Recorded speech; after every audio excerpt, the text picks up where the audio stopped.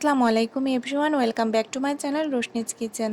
প্রতিদিনের মতো আমি আবারও হাজির হয়ে গিয়েছি নতুন একটি রেসিপি নিয়ে। আর আজ আমি বানিয়ে দেখাবো ভেড়ার মাংসের রেসিপি। প্রথমে এখানে আমি 1 কেজি ভেড়ার মাংস ভিনেগার দিয়ে খুব ভালোভাবে ধুয়ে নিয়েছি। আর এই ভিনেগার দেওয়ার ফলে ভেড়ার মাংসের গন্ধটা দূর হয়ে যায়।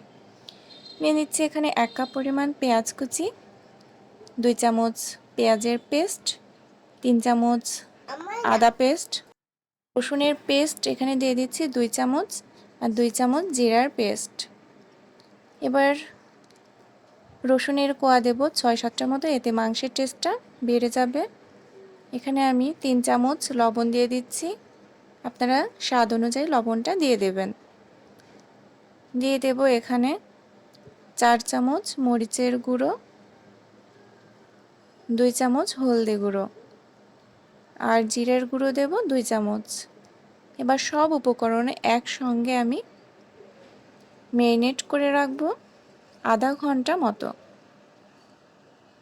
গ্যাসটা আমি অন করে দিয়েছি, কড়াইটা বসিয়ে 1 কাপ তেল দিয়ে দিচ্ছি। তেলটা যখন গরম হয়ে আসবে এর মধ্যে আমি দিয়ে দেব 1 কাপ পেঁয়াজ কুচি।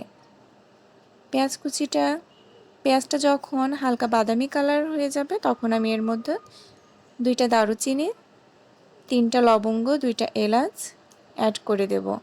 এবার ম্যারিনেট করে রাখা মাংসটা আমি এর মধ্যে দিয়ে দিচ্ছি। মাংসটা এবার ভালোভাবে কষিয়ে নেব। আর ভেড়ার মাংসটা সবসময় ভালোভাবে কষিয়ে নিলে মাংসের টেস্টটা দ্বিগুণ বেড়ে যায়,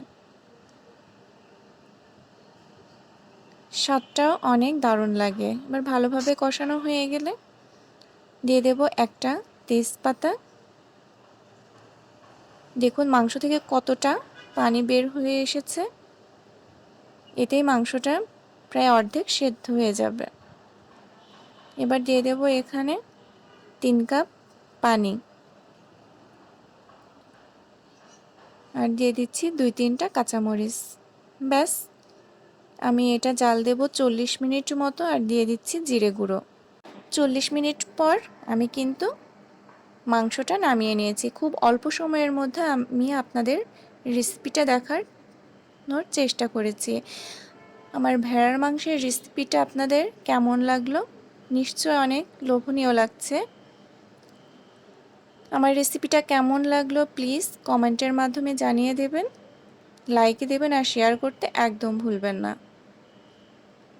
আর সাবস্ক্রাইব করবেন। যারা আমার চ্যানেলটিতে সাবস্ক্রাইব করেছেন তাদেরকে অসংখ্য ধন্যবাদ।